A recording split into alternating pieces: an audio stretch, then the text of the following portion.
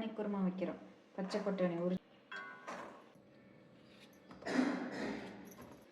2 தக்காளி, பெரிய வெங்காயம் சின்ன சின்ன சைஸில் இருக்கிறதுனால ஒரு 5 வெங்காயம், மஞ்சத்தூள், வெறும் மிளகாத்தூள், மல்லித்தூள், குழம்பு மிளகாய் பொடி, 2 பச்சை மிளகாய். ஒரு 3 விசில் விட்டு ஆஃப் பண்ணிடலாம். 5 முந்திரி பருப்பும் 1 ஸ்பூன் கசகசாவும் போட்டிருக்கிறேன். இஞ்சி, ஒரு 10 பல் பூண்டு, அரை மூடிலையும் 1/4 மூடி தேங்காய், கசகசா, இஞ்சி, பூண்டு எல்லாம், கொஞ்சோண்டு சோம்பு, கொஞ்சோண்டு கடல் பாசி, 2 பட்டை, 2 லவங்கம், ஒரு கொஞ்சோண்டு பொட்டுக்கடலை, எல்லாத்தையும் சேர்த்து இந்த பதத்துக்கு அரைச்சிக்கலாம். உப்பு போட்டுக்கலாம், ஒரு 1/2 ஸ்பூன். இப்போ 2 ஸ்பூன் எண்ணெய் ஊற்றிக்கலாம்.